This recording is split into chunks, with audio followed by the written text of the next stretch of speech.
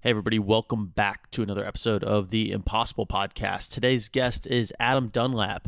He's an actor and he's a tracer. And if you don't know what a tracer means, that's someone who does parkour.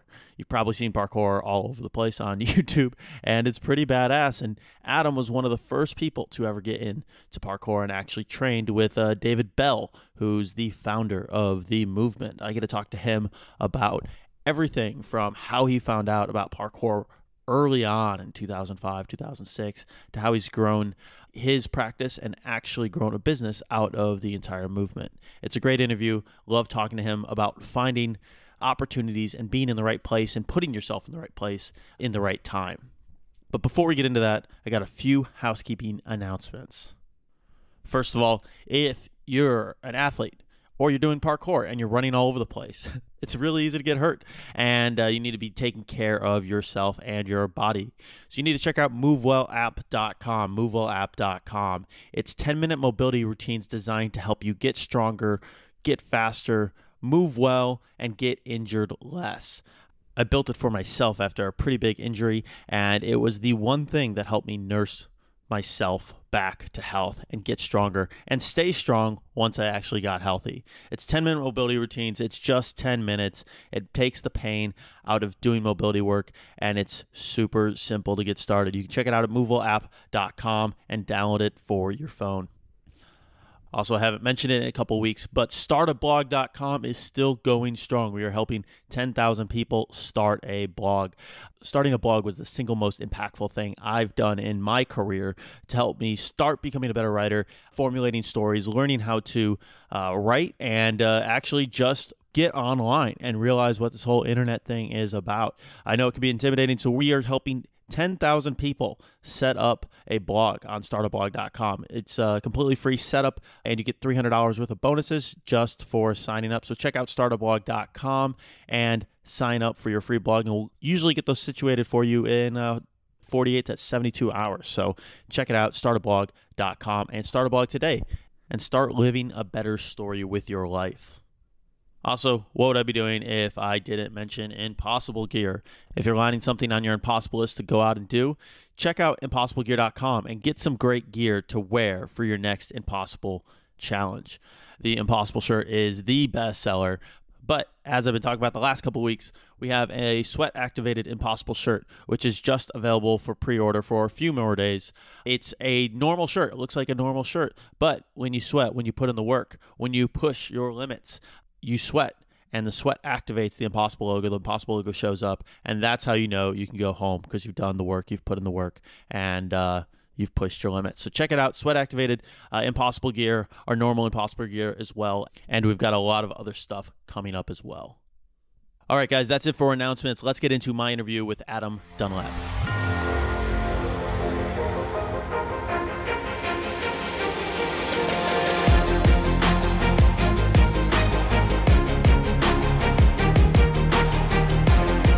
All right, guys, I'm here with Adam Dunlap, actor, tracer. He's the director of parkour.com. He's the president and brand manager of Fligth, a parkour apparel and shoes company. I first got to know Adam, we were figuring this out, like 5 years ago we first met? I think maybe 5 years ago. Because I was like, I want to do parkour, and Adam was the guy in Portland to talk to about parkour. And we're back here, been doing a lot since then, and pumped to have you on the show, man. Thanks. I'm so excited to be here, dude. This is like the coolest conversation experience I've ever had. We're in a cigar room. Like, this place is so cool. I'm so happy to be here. You picked this place out, and now I'm mad at Sean Ogle for not showing me about this earlier. So now I get to hold that over his head. It's a hidden gem, a Portland gem. First of all, let's talk a little bit about you. Can you do I just did a real quick intro on you, but sure. Share a little bit about you, your story, and we'll go from there. Goodness. Well, I guess the story starts in college. I started doing parkour.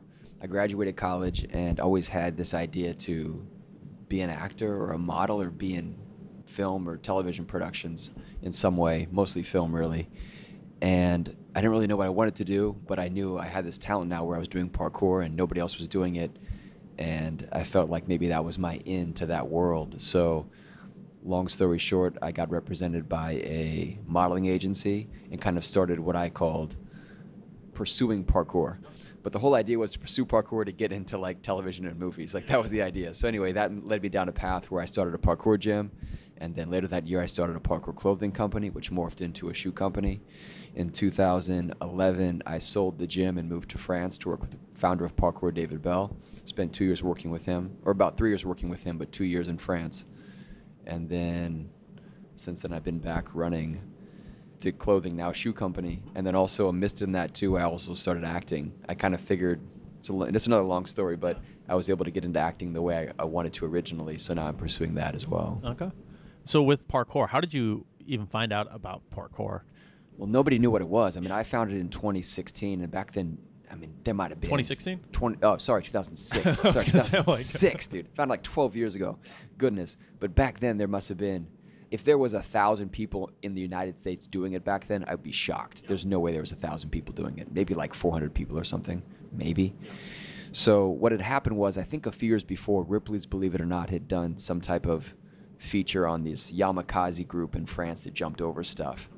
I don't know how old I was. Maybe I was a teenager. Maybe I was in high school. Maybe it was pre-high school. I don't know when the feature came out on Ripley's. I can't remember. Are you? I think we're about the same age. I'm 32 now. Yeah, 32 yeah. now. So 2006 was like just out of college, or I was just out still of high in school. college. Yeah, I was still in college. But I had seen this Ripley's Believe It or Not show years before. It lodged in my brain as something cool. And then I was living in this house, and one day I had the impulse to ask guys, hey, does anyone know what like that jumpy thing was? I don't know where that thought came from. Like, it must have been divine, but I have no idea where that thought came from. And someone said, yeah, look up Yamakasi. And this was 2006. YouTube was only a couple years old. I was gonna say, is YouTube even around in 2006? No, there was like Google Video back then, yeah, right? Because like YouTube wasn't owned by Google and yet. stuff like yeah. that. So went on YouTube and found a couple videos, and then saw videos of David Belle. There might have been 10 parkour videos on YouTube back then. Like nothing. About a year later, I made a parkour video, and you could still find it if you typed parkour and did like a quick search. You could find my video anywhere in the world. People could find my video. Now, good luck. I can't even find it, and I know what it's called. It's like that dense with parkour videos. But anyway, back then there was a couple videos online. I saw it. Immediately it resonated with me, and I started training. And where did you even figure out how to train for something like that when there's like no resources online? Right. Well, that is the big difference now, is in today's world you have tons of online tutorials, and now you have gyms. There's like 80 parkour gyms around the country. There's international events. There's lots of ways to learn parkour. But back then, we just watched videos and tried to copy what they did. Like, it was pretty rudimentary, but then also really pure in that way as well. Did you have any like big accidents where you're like, I'm gonna jump this span and then bite it? Is that how you figure it out, just trial and error when there's nobody teaching you? Yeah, you trial and error, but then when no one's teaching you, you also have no confidence until you're ready. So I think that there's like a natural, almost safety line when you have to figure it out yourself, because you don't know where the limits are. It's like anything. I suppose driving cars would be the same way, any type of sport. When you see someone else push the limit, then you know, oh, that's possible, and then you try it and you get hurt. But when you have nobody else doing it, you're like, I don't even know if this jump is possible. So you don't do it. Either you're a crazy man, you have a bunch of adrenaline and you do it, and those people don't last because they get hurt and they're in it for the wrong reasons, or you know you're ready and you do it. So I think there's something natural about learning it on your own, which is kind of cool. How do you find that limit? Like, how do you find that limit when, you know, you see someone else do it and you can see that it's possible? When it's on your own, it's just like the innate, I'm going to go for it now. Like, I feel like I've got that. Yeah, it just takes more time. And that time is gone now. I mean, I think it was a special time in parkour. I remember I lived in Mexico. In college, I did a study abroad in Mexico. And in 2005, I was watching, there's a surfing movie called, I think it's called Riding Giants, is a surfing movie. And it talks about the origins of big wave surfing. I think that's what the movie's about. Anyway, it's a really cool surfing movie. And I remember they talked a little bit about like the origins of surfing in Hawaii and these surfers that like lived off the land and surfed every day. I remember at that moment in Mexico, I was thinking like, whoa, I wish I had the opportunity to be a part of something like that when it started. Because if you're going to be a surfer now, like, good luck trying to get in on the famous breaks. Like, it's going to be crowded with surfers, you can't get in. But if you were in the 60s and you were surfing, talk about a dreamland. So then, oddly enough, a year or two later, I'm here doing parkour when nobody is doing it. So it was just a purer time back then. How did you go from, you know, this guy who's looking up parkour videos on YouTube to starting to do parkour to getting... I just did it, and I had a couple people that were kind of interested in it, so they kind of followed me a little bit, but they weren't as passionate as me, so they didn't progress as quickly. How did you find other people that were interested in parkour? It's like MySpace?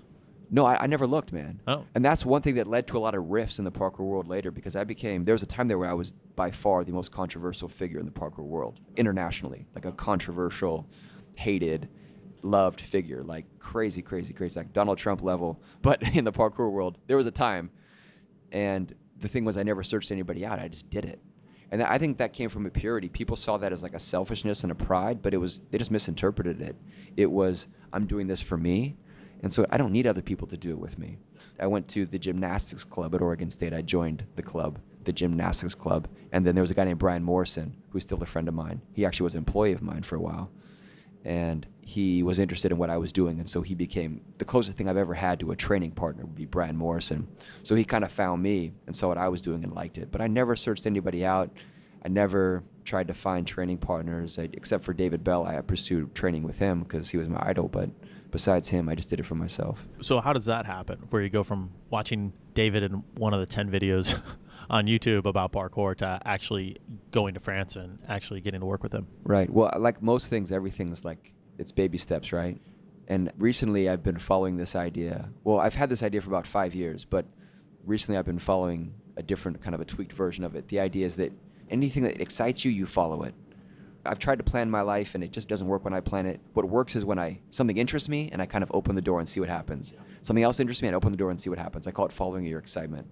And it's not my idea. It's an idea I found from someone. But so that's how parkour developed. So I started doing it because I liked the idea of parkour. I wanted to become strong. I was kind of a physically weak person. I had suffered from Crohn's disease for a few years and was really skinny and weak. And then I started to like build these muscles, and I had abs and I had shoulders, and it was really cool. So then I get done with college, and what am I going to do? I had a temp job at Nike, and I realized I wanted to do parkour and then pursue a career in it. And the powerful thought for me that still sustains me when I doubt maybe what I'm doing sometimes is that I saw parkour as an infant industry, and I saw it becoming an industry, a big industry. And the fear at the time in 2006, 2007, 2008, 2009, the fear was that corporations were going to come in and take over the sport. Like we've seen with everything, if you will. Call it selling out. I'm older and wiser now, so I see just as the progression of growth. But at the time, we were very scared of companies coming in and trying to own it. And I felt like I was in a position where, because I loved the sport, I could help it grow in the right way, right? So it was like the people that need to guide the sport are the ones that don't want to guide it. The ones that don't want to make money from it are the ones that should be at the head of that industry, because then they can make sure it maintains its purity. If we let corporations like Nike, Adidas, Under Armour come in and try to take over the sport, they're going to do it for money. Nike doesn't give a crap about parkour. They never will. What they will care about is the money it can bring them if it gets big enough. That's how corporations and big companies work. So to have someone that started with the purity of the sport, I felt like I was in the right position to start companies. So I started a parkour gym. Then I started a parkour clothing company. Then I saw this opportunity with David Belle, kind of a dormant, like the god of the parkour world, the Michael Jordan of the parkour world, but not doing anything. And so I saw an opportunity to partner with him to basically sell clothing, if you will. And so I reached out to him and forged a relationship. Okay. And then you went out there for a couple of years. Right, yeah. So I forged a relationship. I flew out there, I think it was October 2010. I flew out there to meet with him. Had a nice meeting, and we basically had a verbal agreement that he was going to then sign a contract with TKFLT, officially endorse the company, and we'd be off and running. So that kicked it off. And then about a year later, I was thinking about it, and I realized that the only way to ever really, really work with David would be to move to France and work with him. To this day, he doesn't speak English. Back then, I didn't speak French. So I said, if we're going to actually have a relationship where we are working closely together, he's endorsing the company, he's the figurehead of our brand and the figurehead of the sport, I need to get to know him at a personal level. Not only that, but I want to learn from him. Like, he is the god of, I mean, that's a big word, but it's fitting, actually. Like, it's the Bruce Lee of, if you want to learn martial arts, who wouldn't want to learn from Bruce Lee? That's David Belle to the parkour world. And so I wanted to learn from him directly. And so there's a lot of ideas and dreams that were tied up in working with him. The biggest one, I think, was to just learn parkour from him. But then, of course, I had this business opportunity. I have a business mind. It just flows from me. So I like the idea of just saying you see the opportunity instead of waiting for something to happen, or you're just like, I'm going to France. Yeah. and I'm going to make it happen. It was crazy. I really made that happen. It was weird because even when I went to France, so I didn't speak French, so I had a translator. And then David didn't speak English, so he had a translator, like his manager, a guy named G. Danaudet, really cool guy, older man, kind of like a father figure for David in this part of his life. And so it was like a 4-chain communication, right? It's like with my lawyers. My lawyers talk to their lawyers, talk to the client. It's the same thing with David, through translators even. And I told them I was moving to France. They were all on board with it, but there was nothing definitive. It wasn't like, I told them the plan. The plan was I was going to move to France, live in the south of France for 3 months, and then move to Paris and work with him. But nothing was in writing. Nothing was guaranteed. It was just seemed to be a good intentioned idea or hope. So I moved to France. I'm living in Avignon. It's like used to be, the Pope used to live in Avignon. It's for like 100 years or something like that. It was like the Vatican of the Catholic world. I don't know. It's a really cool city. It has a big giant wall around it. I was living there for 3 months before I moved to Paris. And 2 months in, Guy died. He passed away, dude. He had stomach cancer.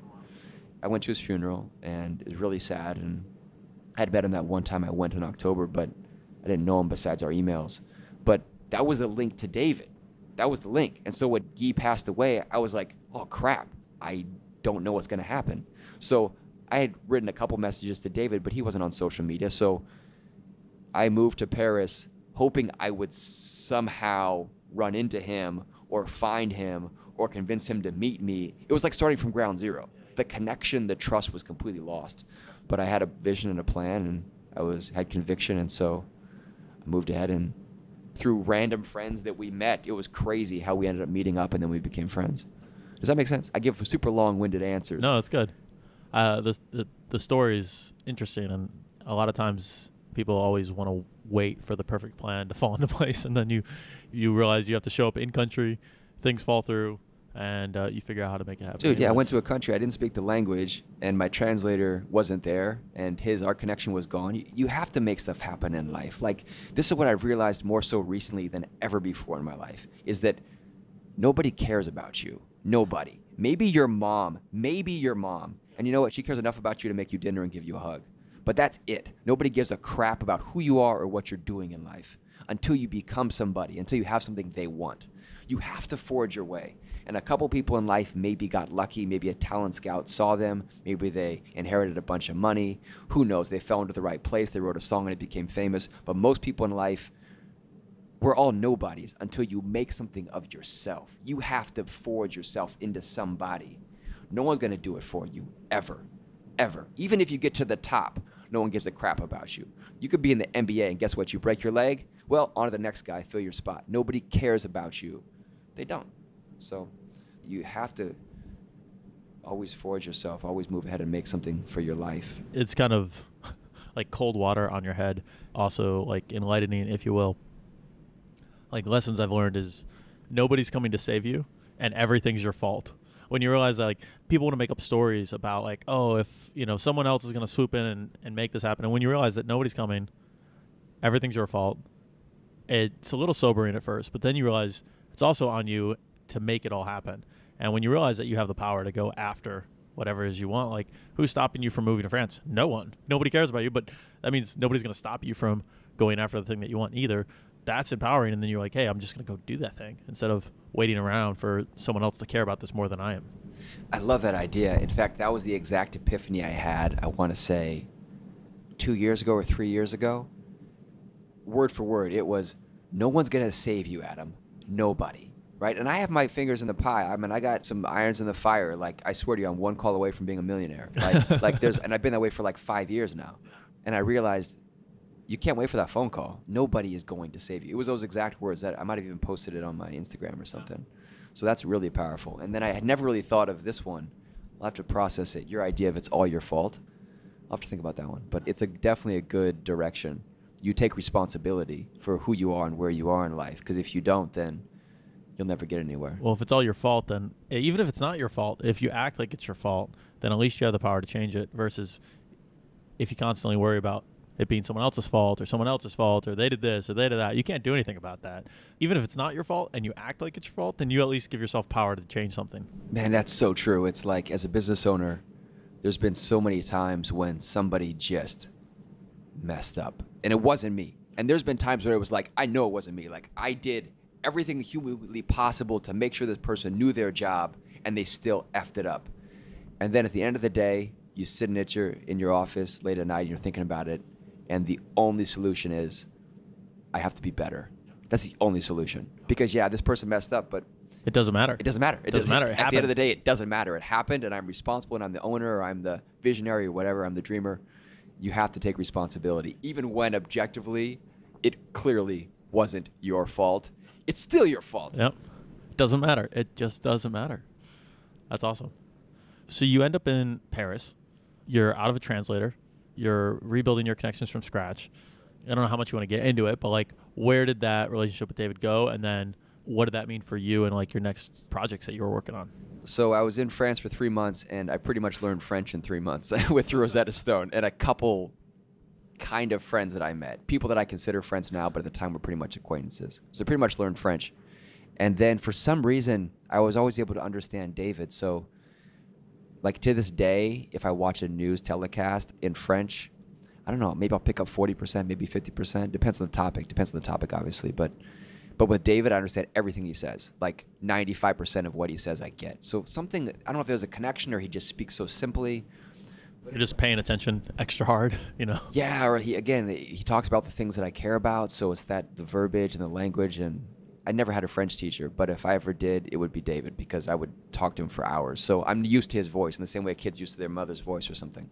I'm used to David's voice. But anyway, back then, I pretty much had learned French well enough to communicate.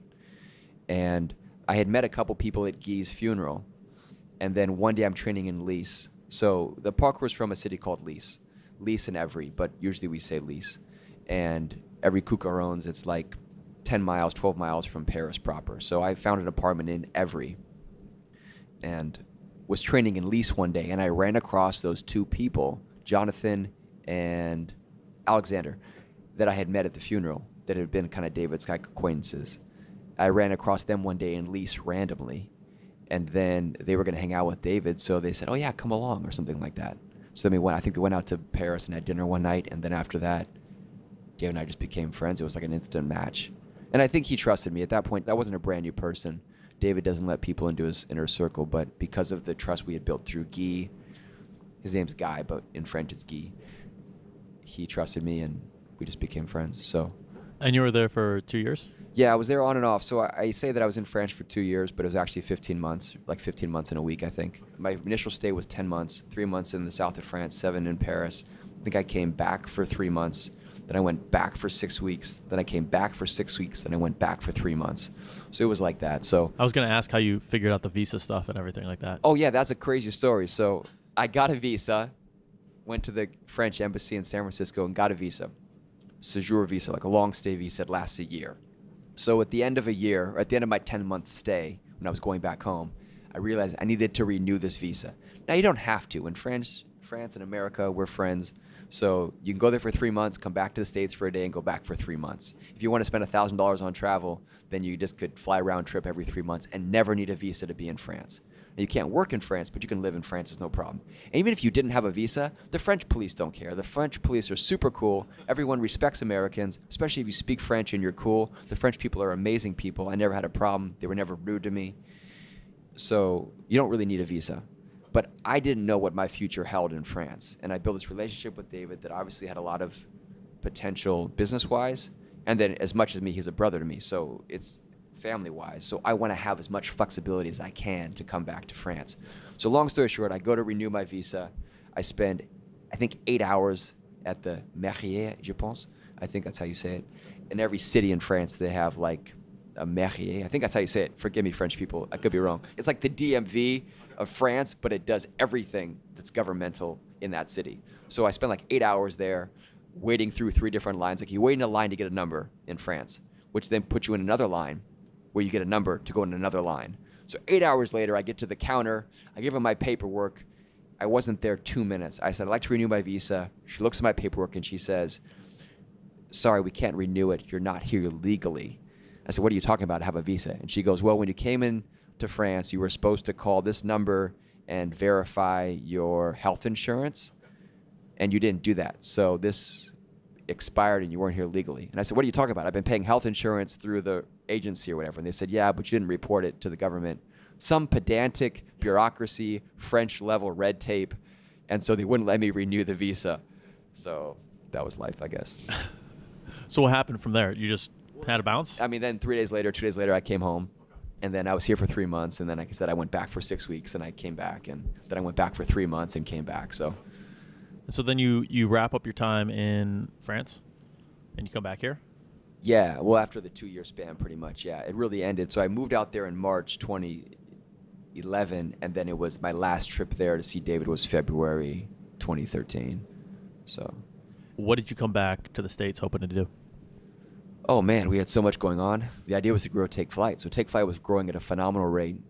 And so we wanted to keep growing that. And then when I was in France, I realized, so we marketed it ourselves. As soon as David signed on as endorsing the company, I changed this tagline of TKFLT to the official clothing of parkour. Because we had the endorsement of the founder of parkour. It's like if Bruce Lee said, hey, this is my clothing company, then it would be the official clothing of Jeet Kune Do. That's how it would be. So that's how I interpreted it anyway. So in 2010, I changed the slogan to the official clothing of parkour, which in retrospect may have been a mistake because that caused a lot of animosity in the parkour world. But anyway, we were growing at a phenomenal rate, and I realized that if we were going to be true to both the company's tagline title, the official of parkour, and if we wanted to keep growing, the future was in shoes. So I realized that clothing was not the future of parkour. It had a place, but shoes were actually the essential element. So you look at like skateboarding. What's the essential element to skateboarding? I don't know either, but my guess is it's a skateboard because you can't skate without a skateboard. You can skate without a skate park. You can skate without a helmet. You can skate without skater shoes, but you can't skate without a skateboard. So it doesn't mean those other things aren't important. They're super important for the industry and the sport of skateboarding, but the essential element is the skateboard. And so with parkour, it's cool to have gyms. You don't need them. It's cool to have good joggers, good pants, a good tee, but you don't need them. But what you do need is shoes. You do need shoes. So the epiphany was we have to pivot towards shoes. And so in 2013, I think we started designing our first parkour shoe. And so that was the future as well. So when I came back, the biggest focus was to build TKFLT. And then also at that time, we were building parkour.com as well. So those are the two focuses. So I want to hit on both of those. But with shoes, so shoes are tough because a lot of people will do apparel. And apparel is like, it's not the easiest thing in the world, but it's doable, and a lot of people have done it. Shoes seem like their own little monster where you have to figure out molds, feet sizes, like all sorts of different things. Shoes are a monster, yeah. So how did you just go from like, we're doing some apparel stuff to like, hey, we're tackling this shoe? Man, I don't know. In the context of this Impossible podcast, it's like, I haven't thought about this stuff in a long time, Joel. And so I'm like, holy crap, that's kind of impossible. I don't know how I did some of this stuff. I kid you not. It was just like I had conviction and I believed in it and I knew it was possible because someone else had done it, so we did it. Were you like sourcing them from China? Or right. like, well, to take a step back, so when I first started TKFLT, I was very certain that I would never get into shoes because I knew that was complicated. But I knew clothing wasn't that complicated, especially because you can source blanks. And especially because of the growing industry of clothing, like you can source some really high quality blanks. So it was kind of a rebranding strategy in the beginning with TKFLT, which is what Under Armour did. They just rebranded their stuff and then they ended up growing an empire. So it seemed to me to be a good strategy and a good formula. But then when I had this idea to pivot to shoes, oh no, how do we do this? So I had gone to college. I went to Oregon State, graduated in 2007. And in my whole college experience, I only met 3 people that I admired, 3 fellow students that I said, this person's going somewhere. Everybody else was either, look, I don't respect college. I'm sorry. I do not respect it. And anyone who has a master's won't like me. Anyone who has a PhD won't like me. I was in college with a bunch of dummies. And maybe I should have gone to an Ivy League college. I had people tell me that because maybe I was just too smart for Oregon State. But in any case, I was surrounded by dummies. It was ridiculous. But there was 3 people that stood out to me. And I said, I'm going to work with these people for sure. One is a guy named Cyan Cooper. And when I was getting into parkour, he had moved to China and was learning Mandarin and was trying to convince me to move to China and learn Mandarin. He's like, don't do parkour. Come to China. He goes, the future of business is in China. You got to learn Mandarin. And I was like, yeah, I kind of want to. And I had taken Chinese in college because I saw the business opportunity in it. So what he said made sense, but I was like, I got to pursue parkour, man. That's my dream, and I want to be in films, and I have to do this. So he had gone to China and followed his path.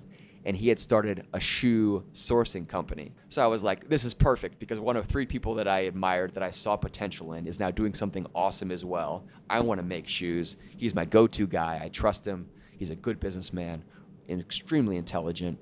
So I basically leaned on him, and we made shoes together. So that's how we did it. I don't know what I would have done, man. I don't know if he hadn't been there. I don't know who I would have found. I'm sure I would have found somebody. Where there's a will, there's a way, especially when something's been pioneered.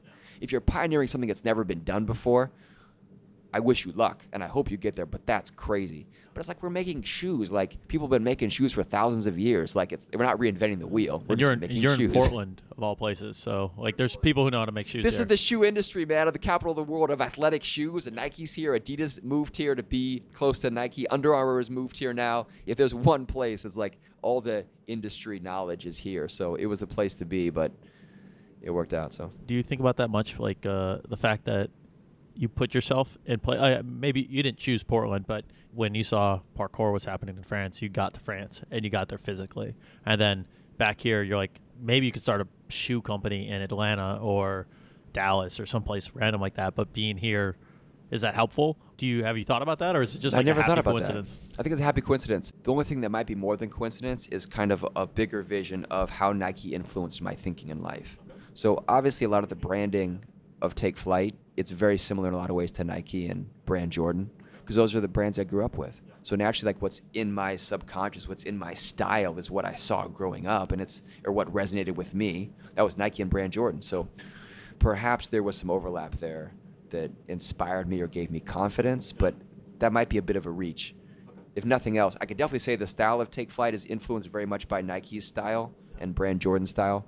But in terms of being in Portland and making shoes, I'd probably just say happy coincidence. I feel like I know way more. When I'm in Portland, I just think about shoes in general more, like shoes and apparel maybe. in general. Like, it influences just the overall vibe of the city versus like if I was in Philadelphia or like Chicago, like there's no shoe companies based there. And so Really? Okay. I really like the idea of, like, you saw stuff happening in France and you moved to France. Maybe being in Portland didn't make you want to start a shoe company, but having all these shoe companies around makes it like more feasibly like, oh yeah, that's actually a thing. People have started shoe companies in the past. Maybe it seems more palpable. Maybe it's part of the collective consciousness. I'll tell you this, that I tested Nike shoes. I'm still a Nike shoe tester. And I became a Nike shoe tester in 2001 when I was a freshman in high school. So I spent 10 years wear testing their shoes and understanding how to think about shoes. There's no doubt that that's helped me develop Take Flight shoes, because I understand, like, how would you evaluate an athletic shoe? Do you even know the technical terms, Joel? Like, most people don't know this stuff. Like, but if you wear it for 10 years and you fill out Nike reports and you have people asking you questions like the head shoe testers at Nike, then it's like, whoa, that kind of breathes into you, or kind of. It's funny how that influences you without you even thinking about it. Yeah, so that's for sure was there, for sure. The other piece of that story that I wanted to hear about is you said you started developing parkour.com. Right. How did you get that domain name? Oh, this is such a tragedy. This story is a tragedy, man. This story is a tragedy. Okay. I won't talk about the history of it too much. In fact, I'd rather not talk about it at all. But I own it now, and that's good enough for me. What happened is David and I got a hold of it. And at this time, social media was banging. Like, now social media sucks, to be fair with you.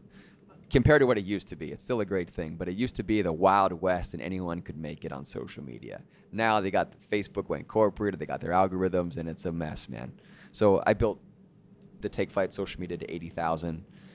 I don't think I could do that again. If I started now, I don't think I could do it. And maybe that's just because I don't believe in myself, but I think it's because sometimes in life there's timing. And I think this goes back to maybe your idea of making yourself into something. Is the thing about life is things are always changing. And so if you see an opportunity, I firmly believe you have to take it, because that opportunity might not be there in a year or 2 years or 3 years. Think about girls. I like to relate things to girls often. You see a girl you like, you want to ask her out. Ask her out. Because if you don't, then in 2 weeks you might be dating somebody. Like, talk about a short timeline. Like, business timelines are the same thing. It's like, I saw an opportunity in the market and I saw a way to exploit it through social media. It was because of the growing popularity of Facebook that I was able to grow Take Flight. That brings us back to parkour.com. So in 2012, when we got a hold of parkour.com, it was... Did you buy it? Yeah, I bought it. I mean, we bought it. How else are you going to get something? How else are you going to get it? We didn't steal it. We bought it. Okay. We bought it. Can I ask how much, or No, That, I can't talk about that. I can't talk about that. No. Good question, though. Good question. People would like to know. I won't tell you how much I bought it for. I'll tell you how much I'll sell it for. At least 7 figures. So I realized that this was the center hub of the parkour world, obviously. And that's a domain issue. Like, how come the .com is king? But it is. It just is, de facto. So we own parkour.com. So the plan was to build out a great website, and it started with social media. Well, it's pretty easy back then, especially with a credible name like parkour.com. You just post stuff on Facebook and people share it, and people say, oh my gosh, parkour.com is it. I'll follow it. So it was really easy to go viral. And at the time too, so another project that was simultaneous. I mean, I was doing multiple projects. Obviously Take Flight, now parkour.com. But David Belle was a project too. As I said earlier, he was like a reclusive legend. I said, we need to bring him out into the market. We need to make a brand out of him. We need to make him, not to exploit him, but to give him a life, because he's not succeeding in life. When I saw him, he was depressed. He's living with his mom. He was not in a good place. And I pulled him out of that and gave him hope and gave him direction. And launched his website and his YouTube and his Instagram and there wasn't Instagram back then, Facebook and Twitter. And so his Facebook now it was over 1 million fans like a year ago. Now it's like 998 or something. But now all of a sudden we have Take Flight, which had like 70,000 followers, one of the 3 biggest pages in the parkour world. Now we have David Belle's official page on Facebook, which is going viral. Like now it's at 50,000. Now we're launching parkour.com on Facebook. It's like all these things are working together synergistically to create this viral like hurricane tornado of followers and energy. So we never really got past stage 1 though, which was Facebook. Because David got mad and deleted the page. This is why it's a tragedy. So we got to 150,000 followers. Then David and I had a falling out, and he deleted the Facebook page. David Belle or parkour.com? He deleted the Facebook page, parkour.com Facebook page. So I was super admin on his Facebook page. So I built his Facebook page because I was the instigator that created it, and then I designed all the posts. And then I would be like, hey, David, this is an awesome picture I found of you when you were 15. Let's post it on Facebook. Tell me something about it. So then he'd tell me, I'd scribe it, I'd translate it to English, and I'd post it on his Facebook page. That's how we like built his Facebook page so big. So I'm super admin on David Belle's Facebook page. And of course, I'm super admin on parkour.com. But David's my friend, he's my brother. Like we're in a long-term relationship in terms of business and friendship. And I have no concern about him going AWOL. So I make him super admin on the parkour.com page. And one day he literally went AWOL. Like in the span of 7 days, he went from Adam's my brother to Adam's a demon. I'm going AWOL. So he and I were having this I still have it. I think I still have it saved probably. I couldn't find it. We were having this very tumultuous conversation on Facebook Messenger. And I'm calming him down. He's like, Adam, like, saying all this stuff about me that's not true. Because the thing was, too, to back up a little bit. And if you don't care about these details, I don't have to tell you. But if anything, hopefully listeners can realize that life is complicated and business happens. And there's something I learned from this that I should have learned before, but it's this idea of freezing your accounts. Like if you ever get any inclination of something bad going down, freeze the accounts. So basically David was super admin and I thought there was no way we would break up because we were good friends. And when I say break up, I mean friendship. Obviously I'm not gay, which is fine. I don't mind people being gay, but I use language that sometimes would insinuate, no, that's absurd. But in a friendship business sense, like we're together, you know what I'm saying? So he was super admin on the account, and if I just demoted him to like admin, he couldn't have deleted the account. But he was super admin, and that's when he deleted it. And he removed me. So oh, okay. Yeah. It was 150,000 followers. That was in 2013, I think. We were going viral. So the tragedy is I'm sure we'd have 1 million plus followers now because everything we posted went viral. Everything. And that was still in the viral time. Facebook isn't viral anymore. It's like a news agency. And then, of course, we would have leveraged that to get into Instagram. We'd probably have, the premier 300, 400,000 person Instagram page, maybe 1 million Instagram. Who knows where we would have gone. But when you have 1 million dedicated followers and everything you do goes viral, and you have products behind it, because now we can market something. See, a lot of these people on social media, like, you have 80,000 followers, great. But you're not selling anything. So, like, they want to sell posts. Like, hey, for $40, I'll post about your company. It's like, maybe that works for some people, but not for me. But we had a shoe company behind us selling really good shoes to a market that really wanted them. And we have the leader in the industry, the icon of the industry supporting it, the biggest social media pages. Like we're poised for millions and millions of dollars coming down the pipeline. But he ticked that one off. So how do you recover from something like that? You don't, man. I mean, it takes a lot of time. We're still recovering from it.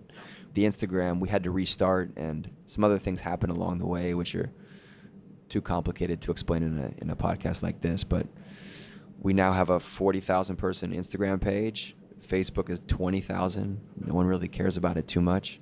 So we kind of just focus on Instagram right now and weather the storm. And the parkour industry changed as well. More players entered the market. The social media game changed. So has parkour as like a viral concept died down? It has. Yep. There's no question about it, in my opinion. So I think what happened with Take Flight, like, I could be wrong about this, but I'd bet a lot of money that I'm right. I think parkour was kind of a viral sensation for a while. And so it had a lot more social energy than it has now. Now, the industry is vastly bigger, maybe 3 or 4 or 5 times bigger than it was in 2012. But the social energy is way lower. And so I think at Take Flight, we were in the right place at the right time. And people were buying our stuff because it said parkour on it, and it was cool.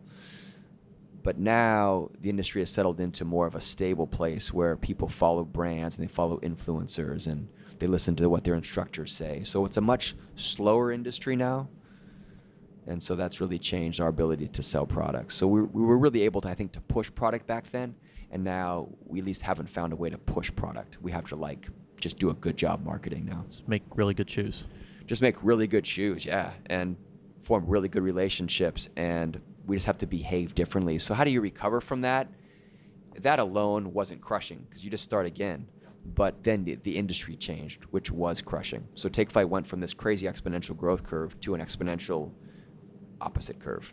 And so that's what's taken about 4 years now to like find the bottom.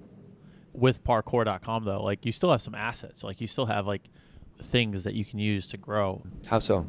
Well, parkour.com is a great domain name, right? It's a great domain name. I mean, but that's all it is. And this goes back to your point of no one's here to save you. So I recently launched an e-commerce website on parkour.com. I figured it's getting a lot of organic traffic. We now have 40,000 Instagram followers that we can purpose to the site. Why not put parkour products on there? It just makes sense. It's a no-brainer, right? Because it was sitting pretty idle. We had more of a marketing site to try to get us like consultation jobs, which worked a little bit. But bigger picture, it's like parkour.com can become the Amazon of parkour. Go to bodybuilding.com and look how much product they sell. That's what parkour.com is poised to be. So I launched an e-commerce website like 3 weeks ago, poised for the Christmas season. Very cool. And contacted like the 12 biggest parkour brands to say, hey, look, we want to list your products on our website. Now, I don't know if this is me. I don't know if it's the parkour industry. I don't know if it's professionalism. I think it's probably the latter two. I don't think it has anything to do with me. But only one of those 12 brands has responded, and they declined. It's like what we offer to them is free marketing and free sales. It doesn't cost you a penny. We do all the work. And it's actually more of an Amazon model where we list your products, and then we take a portion and then we send you the order details. But of course, the idea is to move towards wholesaling and things like that. But none of these brands are interested in doing it. And I think it speaks to the parkour industry and how immature it is in both emotionally immature, but also as an industry itself, it's underdeveloped. So anyway, the point being is you'd think that people would come on board and be like, I want to be a part of parkour.com. But nobody who's anybody wants to. The only people that want to be a part of parkour.com are people who are nobodies, who see parkour.com as being bigger than them, which it is, and then they can leverage parkour.com to become somebody, that's how the world works. It's hierarchies. But the point is, what assets do we have? We have thousands of amazing photos that Take Flight owns. So of course, just like Elon Musk is going to leverage the technology for Tesla and SpaceX, I leverage our resources at Take Flight.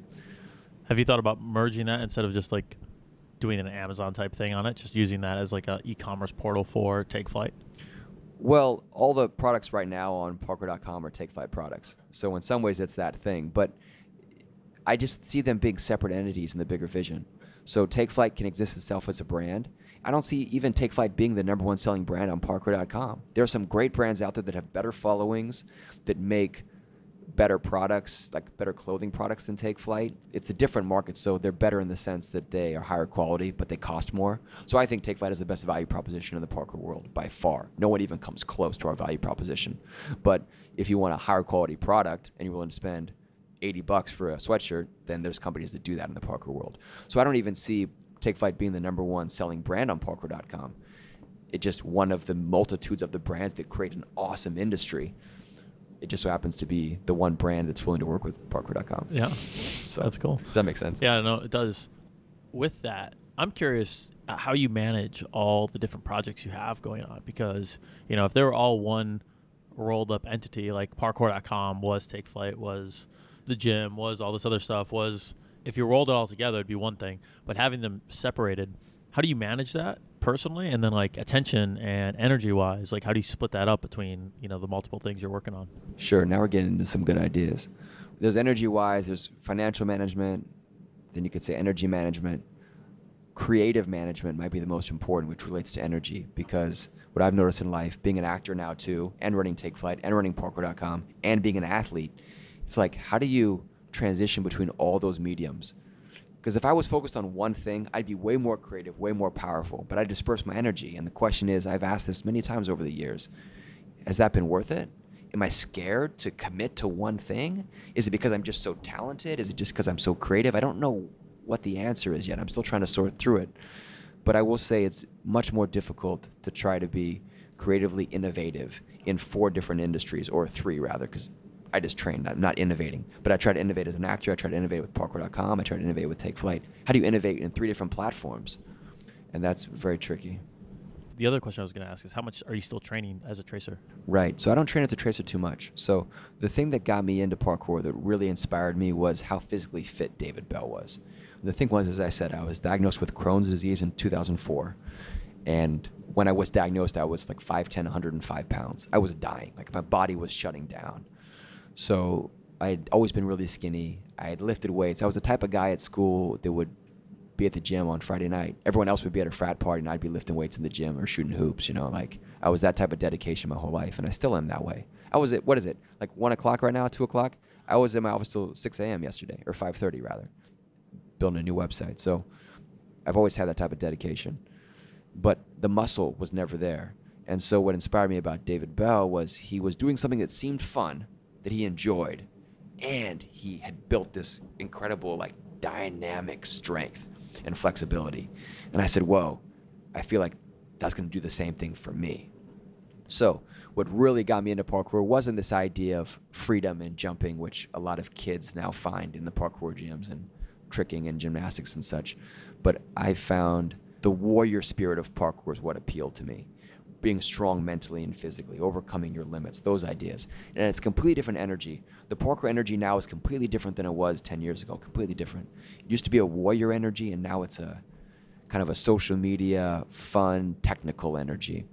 So the point is that I got into parkour because I wanted to get in shape, for the most simplified, topical version of that sentence. And I did that, and I'm there now. So parkour, I see parkour as a training tool for my body, not as anything that's going to take me anywhere specifically as a human being. Does that make sense? Like, I'm not going to become a professional. I'm not going to become the best in the world anymore. I'm not going to get some major sponsorship deals like I was pursuing when I first started. I'm just there to maintain my body and have a great working body my whole life. So I incorporate parkour training with other dynamic physical training. Whenever I feel like it, I do it, but it's not too often. And parkour is really hard, man. Holy crap, dude. The warrior spirit of parkour. Look, you want to go train, have fun, jump around with your friends, swing on some bars. Parkour is great. Have fun, jump in a foam pit, do some flips, jump off a springboard, have a great time. If you want to like train like the David Belle method of training, like that's scary, man. That's scary. And it's one of the reasons that David Belle would not train with me very often, because he knew how scary that mentality is. I mean, if you're pushing your body to the end, man. And so it's like scary to think about, because like that's how I think about parkour. So to say like, do I want to go do that? I mean, CrossFit's like baby talk, man. It's like baby talk compared to parkour. CrossFit's great. I admire it. It's tough. But like, come do parkour with me. And like, you'll be like, holy crap, I'm an infant. I know nothing. So it's difficult to want to bridge that gap and want to kind of go to that level. So when I do parkour, it's kind of like, okay, I'll just kind of dumb it down. And does that make sense? Yeah, no, definitely.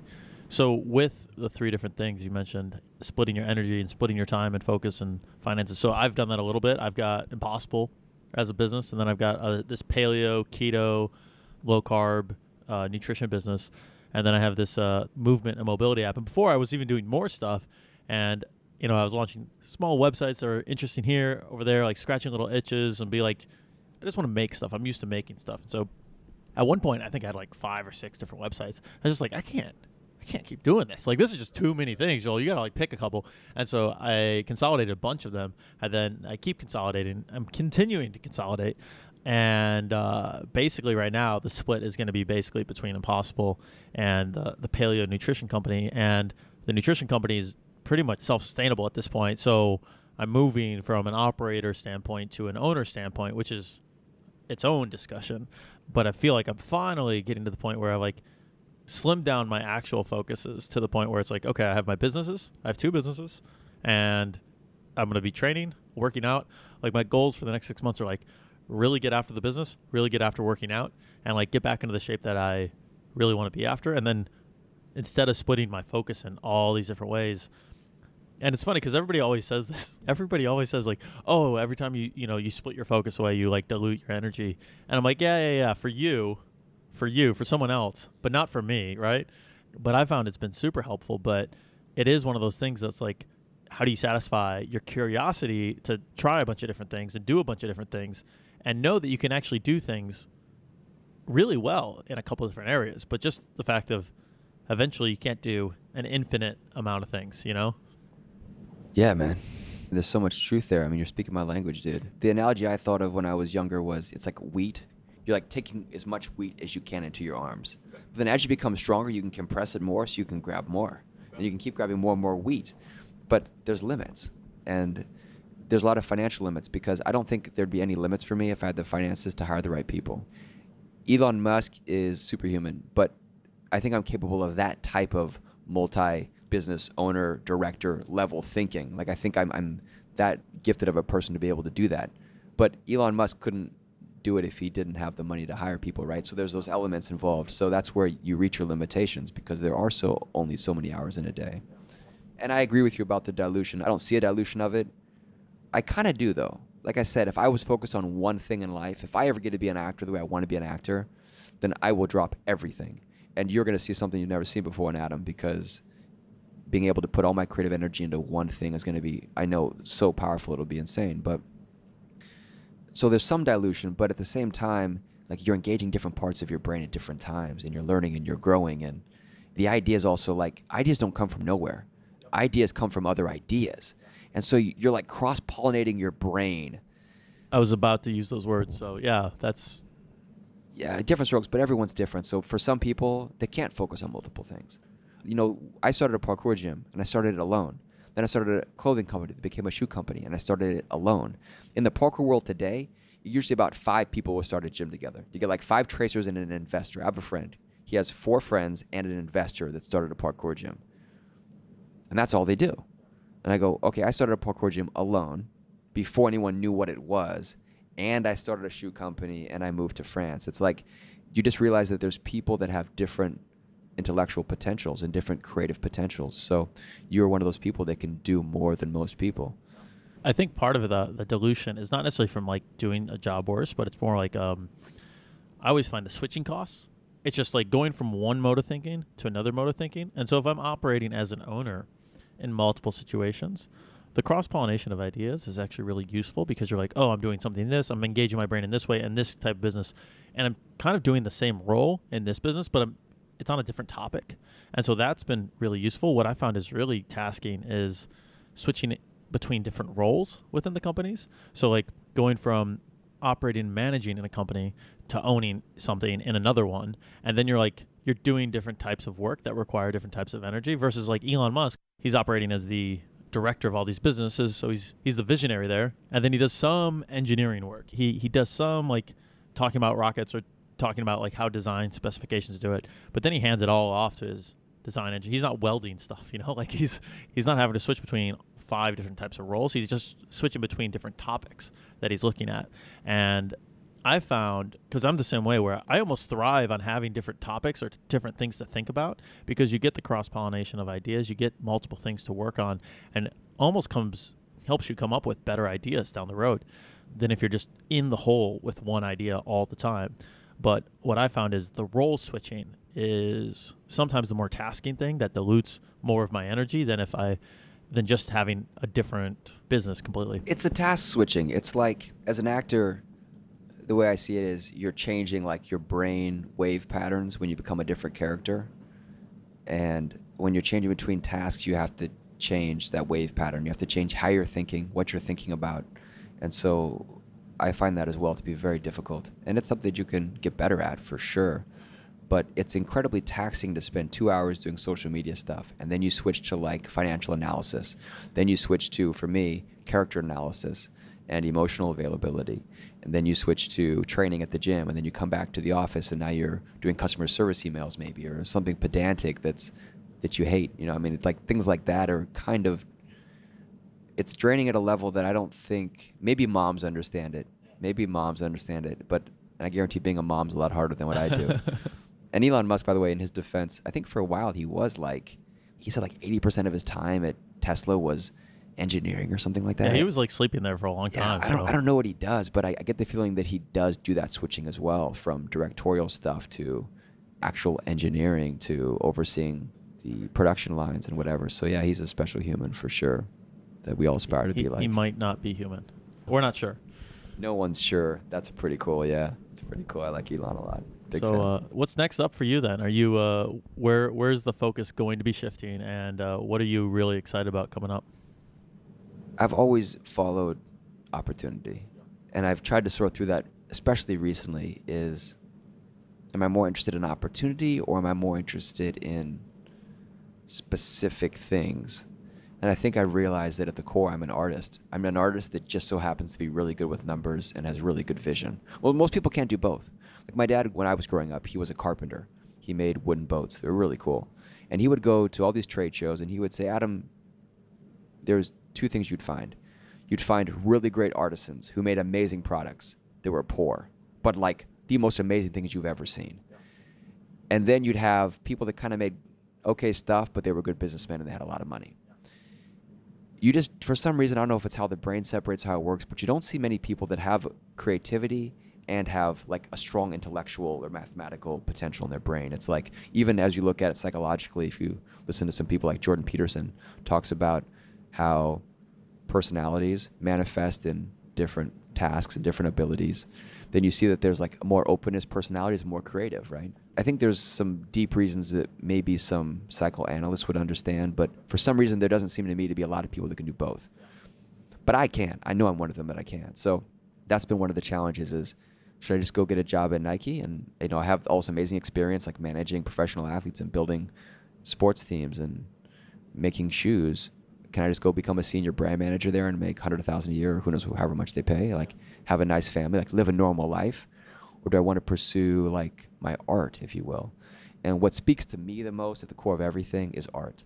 So my favorite thing that I do every day, not every day, but one of the highlights of my day is posting on Instagram.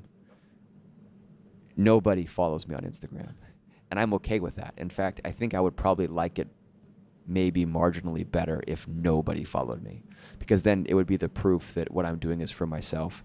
But I've reached that. I know it's just for myself. But I post something and it takes me an hour and I get 13 likes. But like I post ideas on Instagram, not photos. So I think what I've really delved down is that the art is what interests me. And so the artistic side of me wants to do acting. And so I recently signed with an agent in LA, and I recently joined SAG-AFTRA Union. And so the question is, will doors open for me there? And if they do, then I'll run headlong into it the same way I ran to France. I'll run to LA or run to New York or do whatever I got to do to be a part of movies, which is what kind of in some ways got me on my parkour journey in the first place. Was I saw this opportunity to leverage parkour abilities to get into movies, and now I'm just pursuing movies as an actor instead of through parkour, right? It's kind of like, oh, I didn't need a David Belle, Luc Besson in. I didn't need this stunt work in to be good in movies. I could just use myself and be an actor. So my dream is for that to develop and for Adam to become world famous and be an amazing actor. But I also realized that you can't always make things happen in life. And that's what I've learned is I was able to make things happen for a while, but maybe I was just in the right place at the right time, right? So I'm more about letting things happen now while staying diligent. And so I know I can't make acting happen. I use this analogy. I say, look, I think I benched like 190 the other day, 185 or something like that. I figured that if I want to bench 250, I could do it. Like not today, obviously, but I could train for it and set goals and eat right. And like my goal, I got to bench 250 in my life. I'm going to get there. I'm going to freaking get there. It's no problem.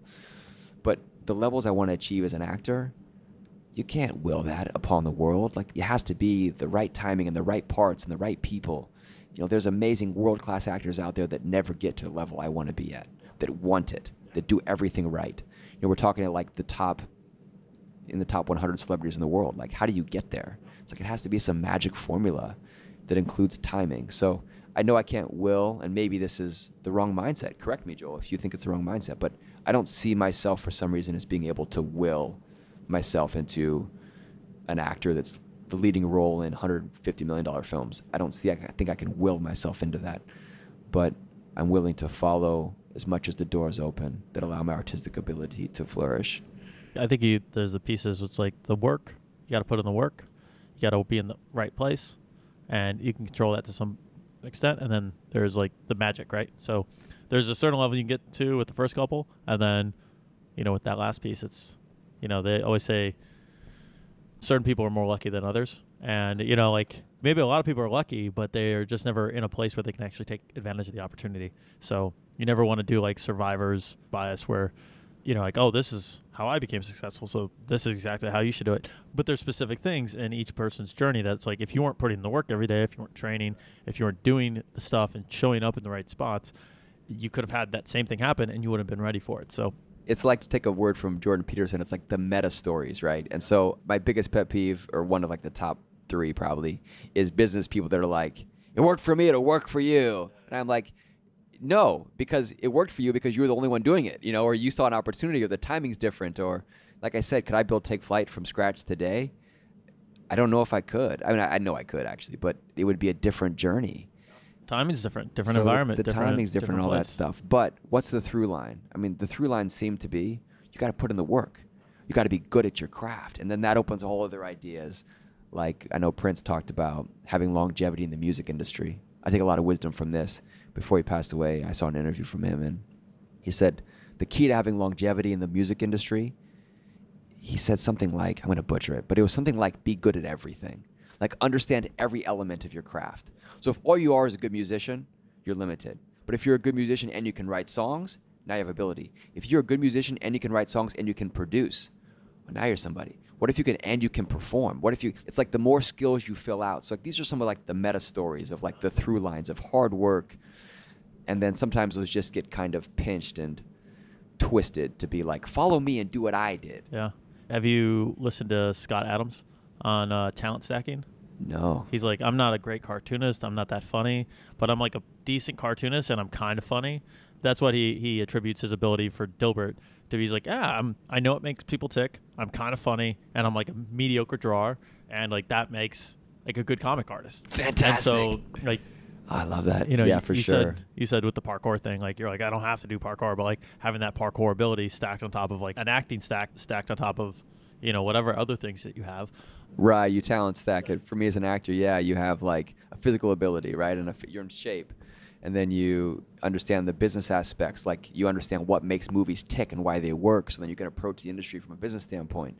Plus you have the work ethic, plus it's like, you stack them up, and then hopefully that gets you over the top, but maybe it doesn't, who knows. Let's wrap this up, but before we do that, where should people be checking you out if they want to find out more about you or your businesses?